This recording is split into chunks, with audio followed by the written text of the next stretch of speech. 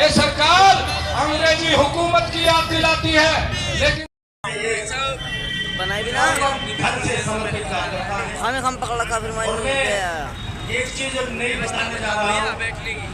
प्रसाद वाल्मीकि जी, प्रसाद वाल्मीकि हमारे बुलंदशहर लोकसभा से प्रत्याशी हैं और टिकट मांग रहे हैं। बैठा रहे चुप। वैसे तो हमारे यहाँ कई कैंडिडेट मांग रहे हैं, पर सबसे मैं जानता हूँ अच्छे और मेहनती कार्यकर्ता हमारे प्रसाद भाई, जो संगठन से भी है और जिले से भी बड़े मजबूत है। मैं उस ईश्वर से, भगवान से प्रार्थना करूंगा कि आपको कामयाबी दे और हमें मौका मिले आके आप सांसद हो जाए। साथियों, काफी देर से विचार हो रहा है। राहुल गांधी जी आ रहे हैं, जननायक उनका नाम पड़ा। मैं थोड़ी चंद बातें कहने के बाद अपने विचारों को विराम दूंगा, गौर से सुने। साथियों, हिंदुस्तान के अंदर एक राजनीति का जो फंडा चल रहा है, उसको ऊपर थोड़ी चंद बातें कह के अपनी बात खत्म करूंगा, क्योंकि रावत जी बहुत करीब आ चुके हैं। मुस्लिम समाज के लोगों से खासकर कहना चाहूंगा, हमको भाजपा वालों ने अपना खुराक बनाया है, और खुराक बनाया किस लिए है? वो जानते हैं कि जितना इनके ऊपर अत्याचार करोगे उतना ही हमारा हिंदू समाज खुश होकर के वोट डालेगा। लेना देना कुछ नहीं। मैंने कल परसों डिबेट में कहा था कि माननीय मोदी जी, हम चाहते हैं कि अब आप वहां परेशानी आ रही है, खूब आए, कोई दिक्कत नहीं,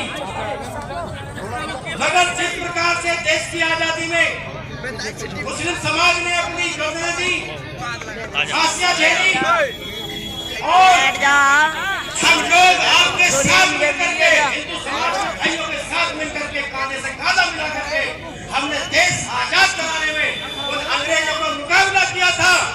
इसी प्रकार हम इस देश के युवाओं को, हम इस देश के नौजवानों को, हम इस देश के जो महिलाएं हैं, बच्चे हैं, उनको बर्बाद नहीं होने देंगे। आप जानते हो खूब अच्छी तरह से कि 70 से 80% हिंदू समाज को महंगाई से प्रताड़ित करना है। हर चीज से, महंगाई से, बिजली से, खाने के सामान से, गैस सिलेंडर से और पढ़ाई से, लिखाई से परेशान करना है, तो हमारी खुराक बनाना पड़ेगा।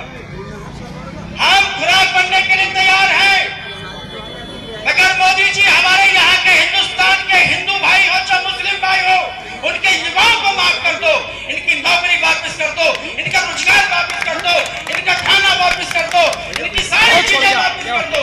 हम अपनी कुर्बानी देने के लिए तैयार हैं। मैं बड़े गर्व के साथ कहना चाहता हूँ, मेरा नाम डॉक्टर सुजात अली राघव है। मैं रघुवंशी परिवार में पैदा हुआ हूँ। मेरा डीएनए भगवान राम के डीएनए से मिलता है, मगर ऐसे नहीं एक तरफ आप भगवान राम का देते हो नाम, मगर उनके हाथ जोड़ों पर चलने का काम नहीं करते। वो युवा कल परसों अपना कलम लेकर के एक मुस्तकबिल लिखने गया था, जब मैं नौकरी मिलेगी मैं पुलिस में जाऊंगा, मगर वही पर्चा तुमने कम से कम 32 करोड़ रुपया यूपी से और कितने करोड़ गोरसे से उठा करके फार्म के नाम पर ले लिया। मगर थोड़ी देर बाद मेरे युवाओं को हताशा याद आई, पता चला कि पर्चा ही लीक हो गया है। तो मोदी जी, ये भगवान राम का न्याय नहीं है, आपको न्याय देना पड़ेगा।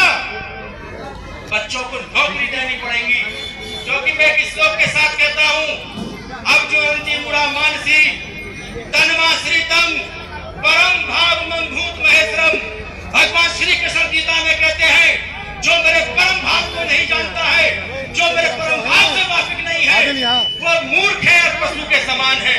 तो मैं संज्ञा देता हूँ, जब तुमसे बच्चे नहीं समझ रहे, जब तुमसे रोजगार नहीं है, जब तुम्हें महंगाई नहीं रुक रही, तुम आप लोग भगवान राम के अस्तित्व को नहीं जानते हो, बल्कि तुम मूर्ख और पशु के समान हो। मैं अपनी इसी बात को कहते हुए ज्यादा ना बोलते हुए कहूंगा, सभी साथी हमारे जननायक राहुल गांधी जी का इंतजार कर रहे हैं। उनका बस कुछ ही चंद मिनटों में इंतजार खत्म होने जा रहा है। और मैं प्रशांत जी से कहूंगा, प्रशांत भाई आप अंदर यहाँ 4-5 हमारे सभी कार्यकर्ता मजबूती पर आ जाए और नारों की व्यवस्था रखें जो आने वाले हैं। प्रशांत भाई,